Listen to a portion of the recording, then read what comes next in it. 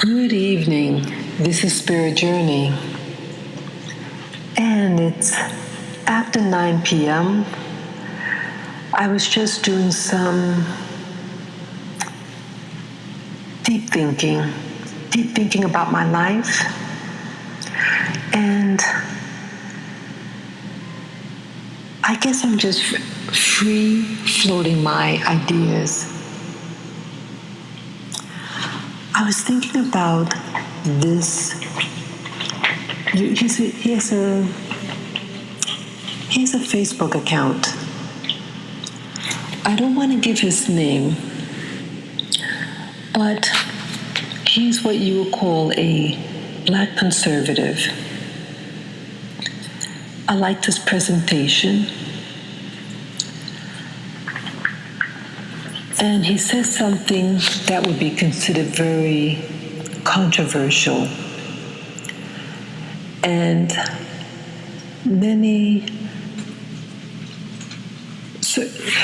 obviously that many blacks would find him offensive and anti-black. I'm just saying it. I'm just being very blunt. Some things I did agree with. I liked his poison delivery, his presentation. I started to think, with the controversy that he said, what he allegedly said. And if he did say it, I understand. I understand not that I am in favor of the belief, but that we all are observers of things, whether we like it or not. Some of the things that we encounter. Some of the things that we encounter as black people. And this individual, again, I don't know the community that he lived in. I mean, he mentioned where he's from, but I'm not familiar with the area at all. But he is from a middle class upbringing. At least, a so-called traditional home. His father was a principal, and I think of a high school, I'm not sure, but he was a principal, and his mother was a housewife. It also turns out that he was adopted. Now, I don't know whether he was adopted by a black family or a non-black family. That I don't know. But he said something that, allegedly this person said that things like certain lifestyles he was accustomed to. But what happened was minorities happened. Minorities came in, or something like that, and everything of the things that the lifestyle he had, he is no longer able to do because of minorities. And that would offend a lot of people, in particular blacks, because the person who's saying it is a black male. But just because someone is a minority doesn't mean that they're black. And I know I'm being, dicing words and semantics, but I started thinking about it. What does he mean by that? Well, I do know of someone, a black family, and they lived in the suburbs. And I found out they used to leave their door unlocked, which is unheard of. But they did. And they did it because where they lived in a professional, middle class neighborhood.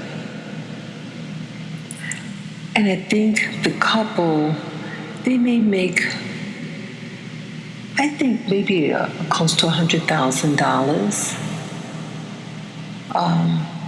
Maybe over, maybe 150,000. I'm not sure, but a middle class, both educated.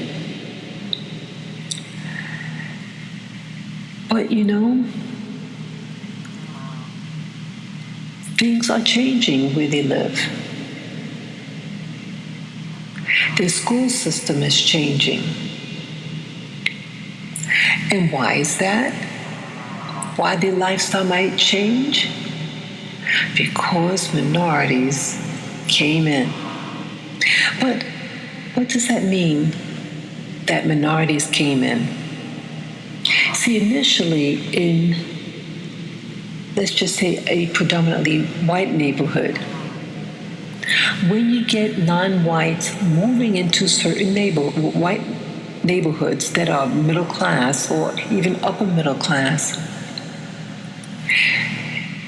they're not coming in initially like a flood.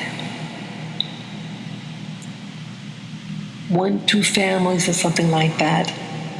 But those who move in, they have the money to move in. People who decide to move into a neighborhood of people that's not of their race,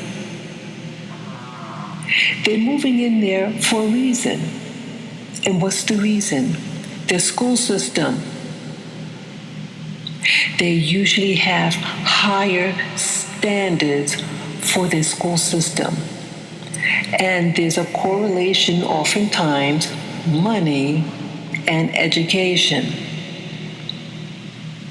Anyone could have an education, and they don't necessarily have that money.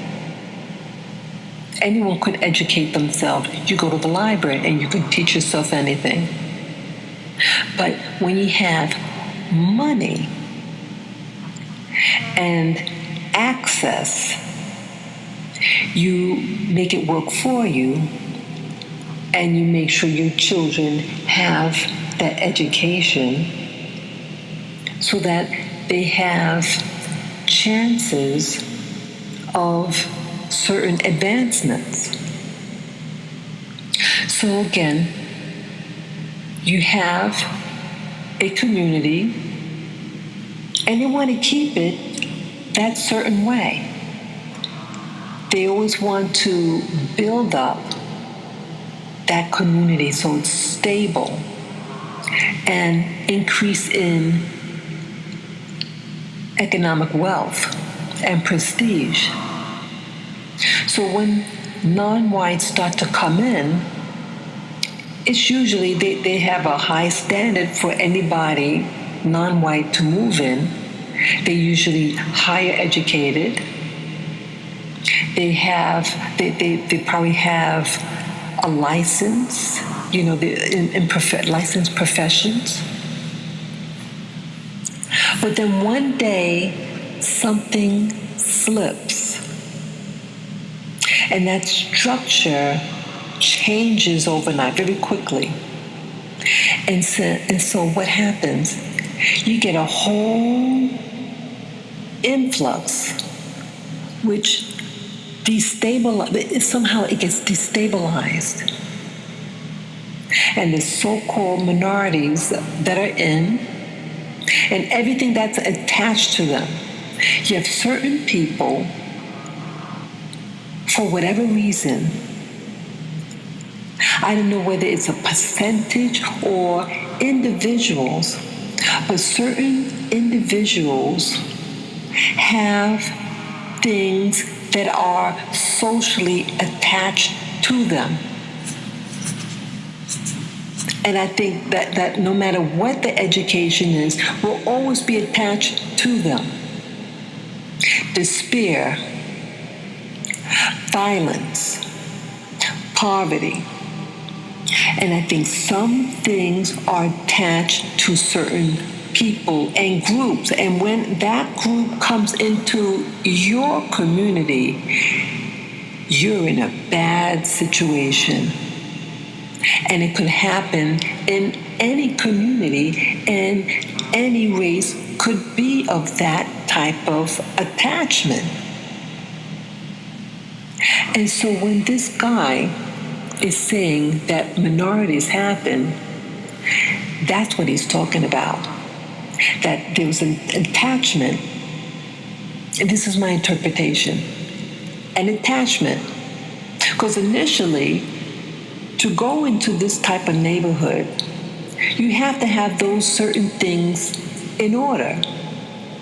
Your status, because for them to even sell the house to you, you already have a mindset, a certain type of mindset to even want to move there. The concept of the Beverly Hillbilly type people, that's Hollywood. So a Beverly Hillbillies Billy who has that type of money, they don't have any reason to move because you don't want to change. You have to have a change. If you move into a particular environment, you ask yourself why you want to move into that environment. There's something you want out of that environment. So I think the show like the Beverly Hillbillies was to mock a particular demographics. There would be no reason for them to move. They would stay where they are and just buy in their community.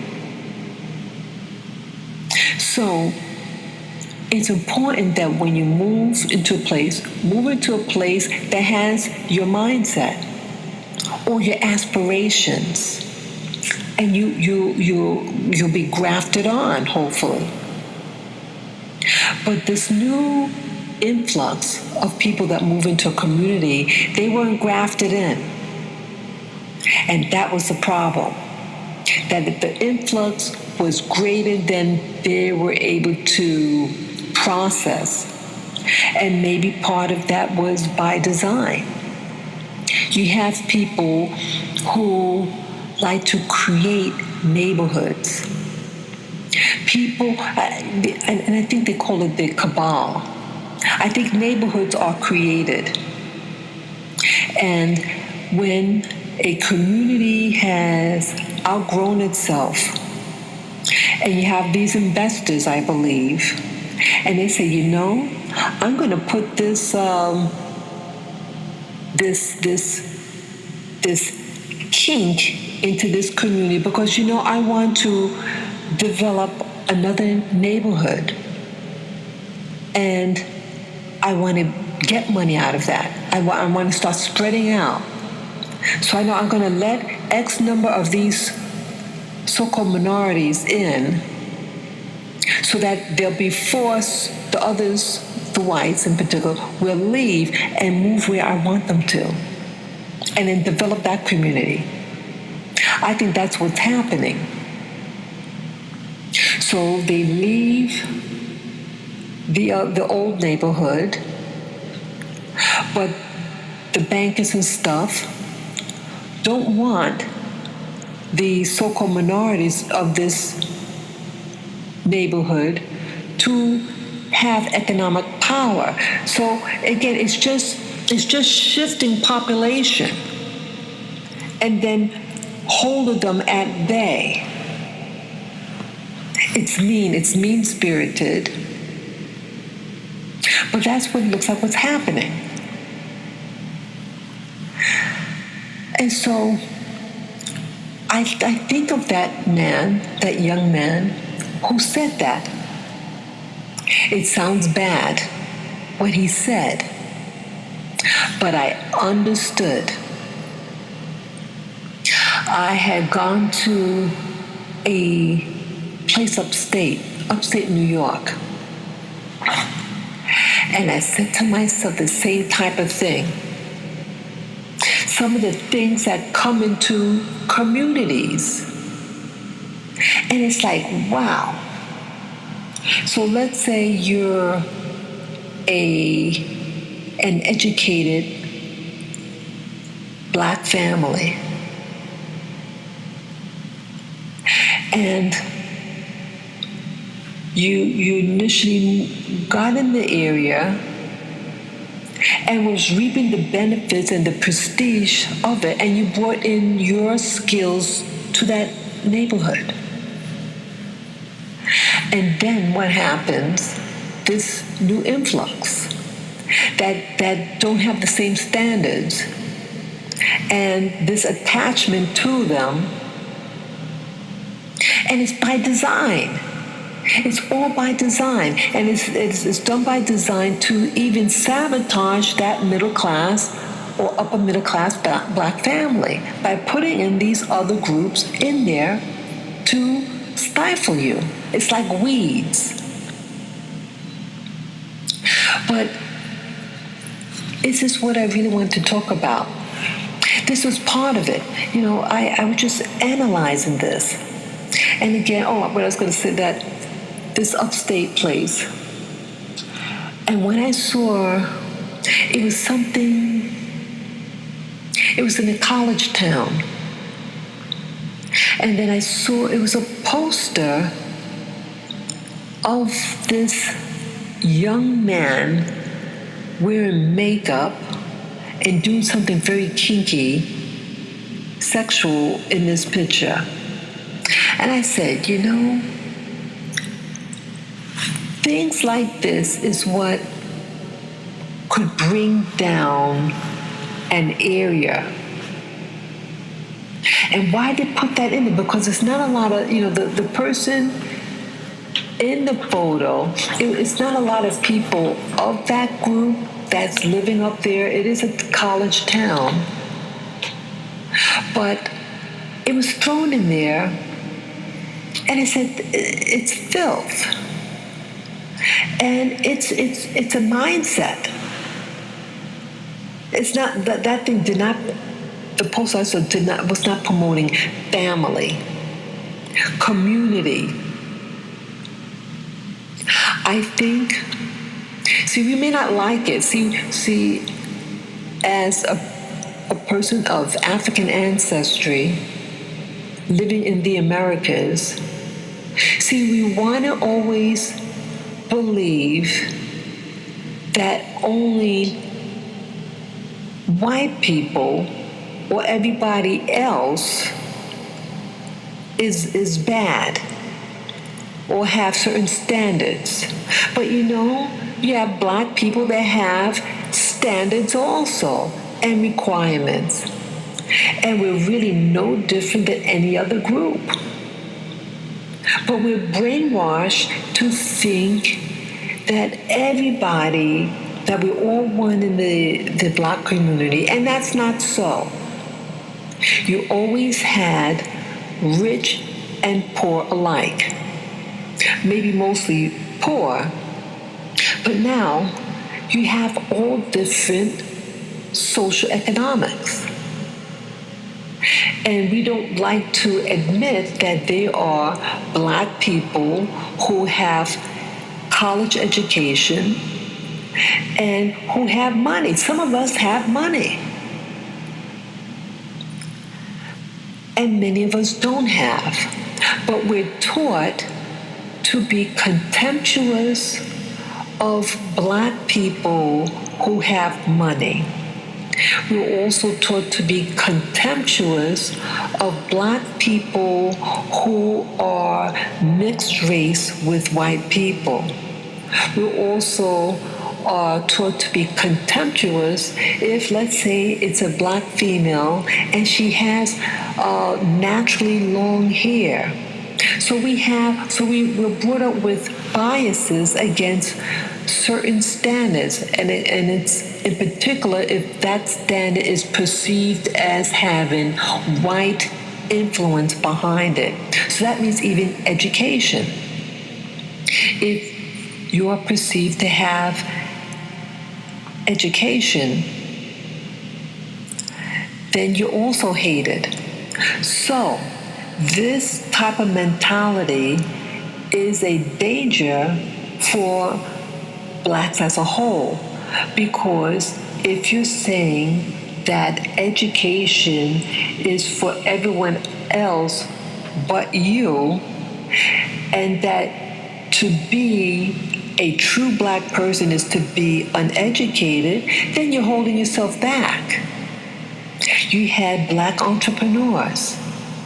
You had black millionaires at the time when things were really, really challenging in America.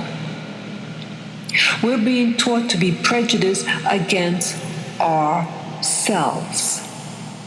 We're becoming so prejudiced against ourselves that you have some who are promoting that we're no longer black, but we're Native American Indians. It's staggering. We want to be everything but ourselves. We're running away from ourselves.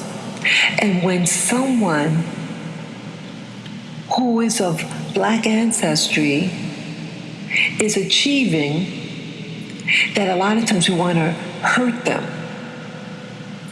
And I'm reminded of something that I shared a couple of months ago. I think it happened maybe 4 months ago.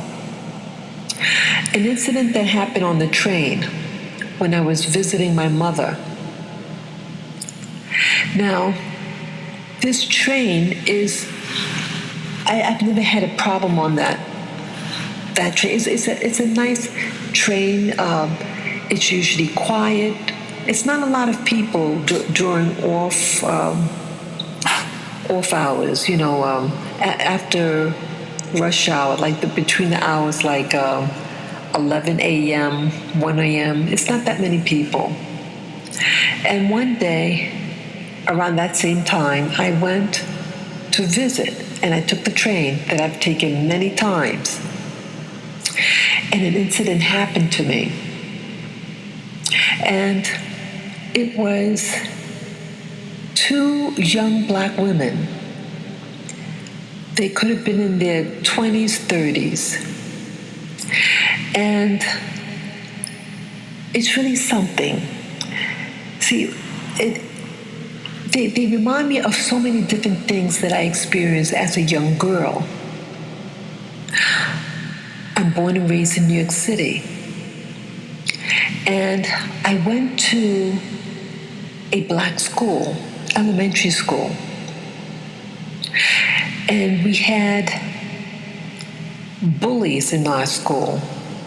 See, back then, the term bullies meant someone who liked to fight other people, not because of their sexual orientation, but because they were perceived as being weaker or whatever. So I just want to make that clear. And in particular, the girls were very violent. And I was afraid of them because they were much bigger than me. And as time went on, I started thinking back of my youth. And I felt that I was starting to understand what their problem was.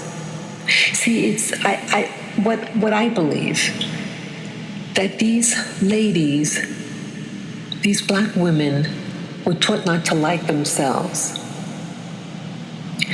Usually they were a darker complexion, but you did have lighter skinned blacks too that were bullies also, or I should say, had an edge to them.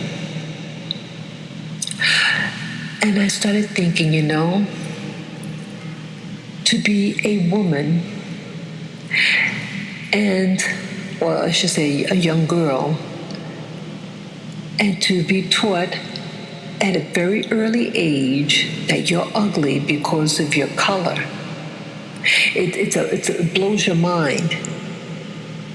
And I've seen people growing up who showed a lot of attention to females if they had a strong European influence in them, meaning fair complexion and or straight hair.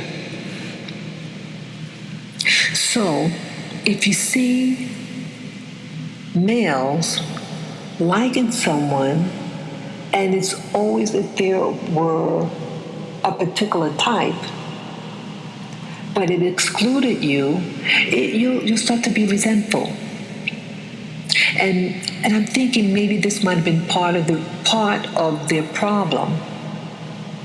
It's just something that I'm thinking that this could be a problem. But I remember in particular it was the aggressiveness and the anger. And so when I see back then, I mean, as a small child, I didn't know the history of slavery, not in detail. But as time went on, as an adult, I started to understand the social dynamics. And so when the thing with the girl, on the train, were being bullyish, it just threw me. Because I think I thought that I felt like I had to apologize for myself to look the way I do, or to be raised in a middle-class family. That somehow I had to apologize for being who I was. But I feel angry because I feel no one has to apologize for being who they are. If you're a good human being, you respect others, that's all that's really required. But to feel guilty about the way you look because someone else doesn't approve, it's not up to me to change. It's up to you to change. It's up to anyone who looks in the mirror. You have to accept yourself. And so I'm seeing this girl that did that thing to me on the train. And I'm thinking, wow. So what's the excuse now? She was dressed neatly. She had nice makeup on. She had her hair in braids. She was dressed clean. And then she was with what I call a Girl Friday, her sidekick. And she had her designer handbag. And I think the girl must have thought she was something else.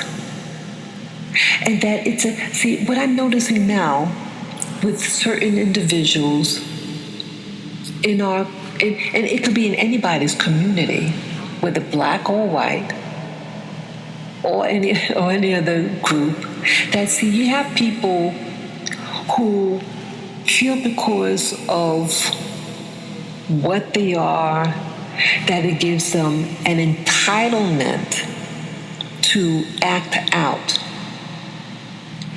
And that there's somebody, because of what they believe they have. And I feel that she thought by some of the accessories she has that this gave her an entitlement to abuse someone who maybe she thought did not have. But she was very particular. And why I say that? Like when she and her Girl Friday came in, she was looking for something. She didn't look straight, like I was directly in front of her, but she was looking down the train.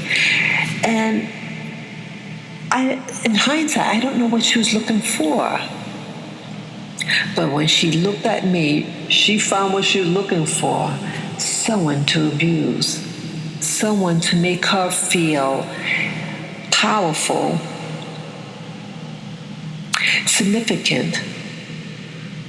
But see, I'm trying to link in with in the beginning of this audio about the individual, the guy who said, even though he's a black man, a young black man, and that when he lived in this neighborhood and the things that he used to be able to do before, and then when his neighborhood changed that he lived in, when he, as he said, when minorities came in, that it changed the social structure, and what was permissible was now unpermissible. And so I'm thinking of this lady. See, that lady is the type of person that I think that male YouTuber is referring to. See, you have people who come in and are social predators, and they could be of any race, and they attach themselves and do havoc. These people are characterized as being very short-sighted. See, they lack self-discipline. Even though, she was dressed neatly, but they lack self-control. If anyone who lacks self-control are people who are not beneficial for anything. Because in life, you have to have some type of self-control. And so she's also lacking what they call, I think she's short-sighted because she's into the accessories to make her feel important.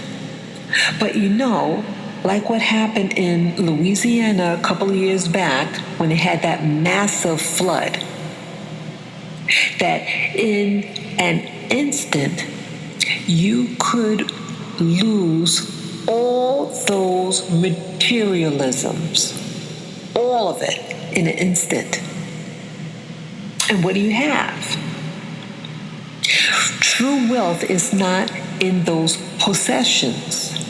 True wealth is your mind, and to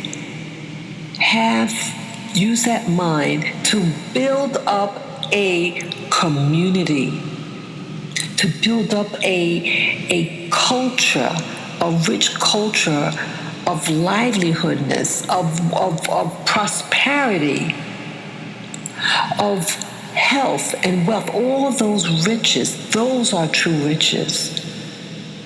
Community is rich. Most people aren't living like a hermit. You live in a social structure, community. That girl lacked social building. She is a social destroyer, and so she is a toxin to anybody who receives her. She's a destroyer and not a builder. And so she can have all the accessories she wants, all the body piercings that she had, all the makeup, all the hair braids that she had, but she lacks the ability of social building. And so that's what's lacking in many of the Black communities. We lack the real ability of community building. It has gotten, corrupted. We used to be communities. We may not have been the richest community, but there was a community. But it got hijacked. And we're becoming prejudiced of our own and call successful Black people bad words. But we never give bad words to people like that woman that was thugging me on the train.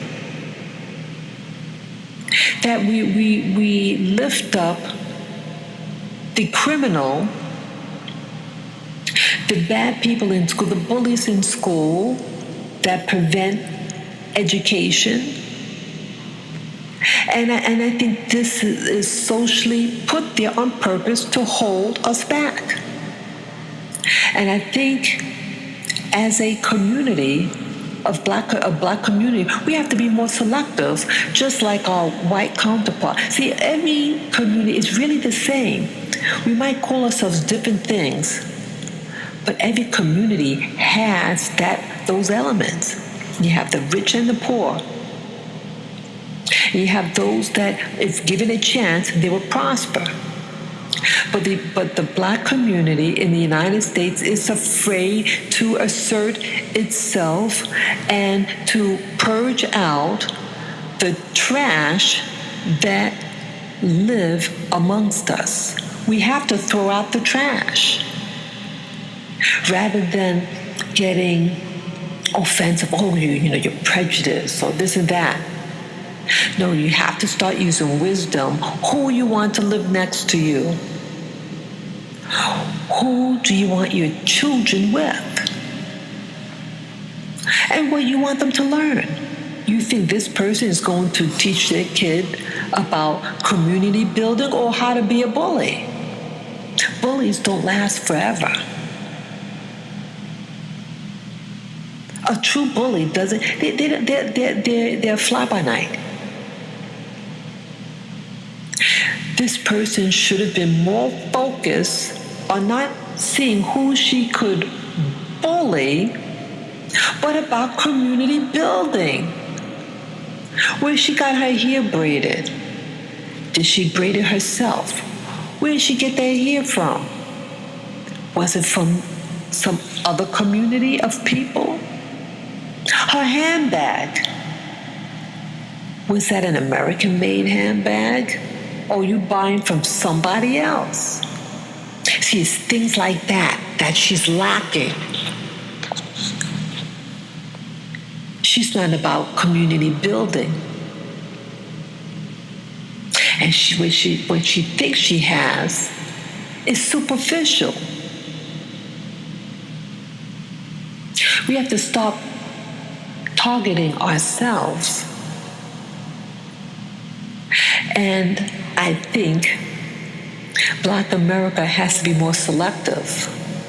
Rather than saying, oh, I'm afraid to be middle class. No, be your personal best.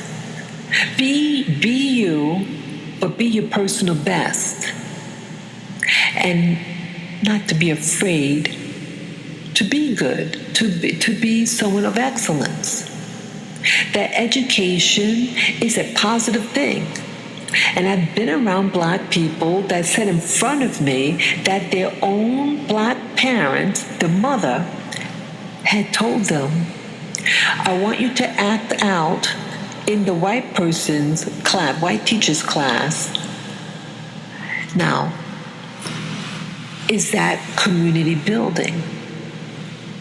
Is that something that's wise? Okay? We're teaching our kids retarded things, and then we expect to get good results. And then you're going to blame everyone but yourself. We have to start purging out from our community the riffraff. And riffraff has nothing to do with your color. It's about your conduct and your mentality.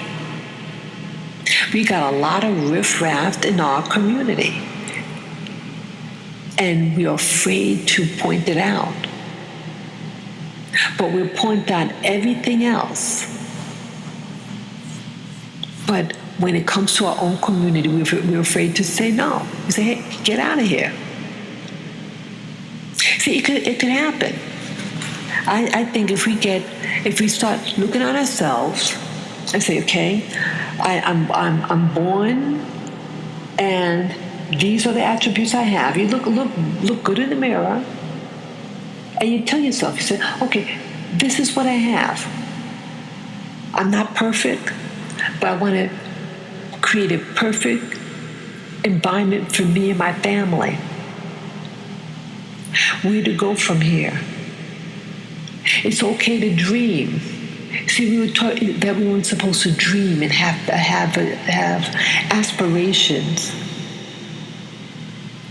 It's okay to have aspirations. It's not being white to have dreams for your family and to plan out.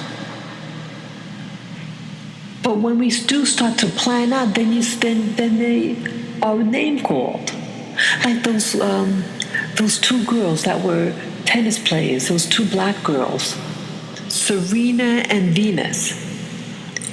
Both of their parents are black. And they were hardworking. And they were very focused on what they wanted to achieve. And Tiger Woods, he's from an interracial family. And the parents had a dream for their son. That's where it starts. It starts with the parent having a dream and a plan. And look at the Jackson 5. The same thing. The parents, so you need two parents. Okay? There's always two parents involved. And they support each other, and they're focused on what they want to achieve as a family. That's not being white, that's being smart. Every successful family seems to have that formula, to have a mother and a father working together with a common goal in mind. So evidently, what I'm gathering, that girl on the train probably didn't have both parents and an aim, a goal to achieve. See, the girl didn't have real goals. So that's why she was short-sighted in becoming the social bully with accessories. And accessories grow old. And so what are you going to get? So you spend all this money on something that's really not going to build up your community or your home. So it may not have sound pretty what that guy said, but I understood the principles behind what happened to him in his community. I understood. And I understand that you could be in a situation and then, boom, it gets lost overnight. What you were able to do, what you're able to buy. We need standards. We need to adapt a new standard for us to live by. I think this hip-hop music is used to distort your mind, to pervert your mind. You look in a black neighborhood in New York City, and what you're going to see that the type of advertisement is usually cigarettes or alcohol or both. And what else?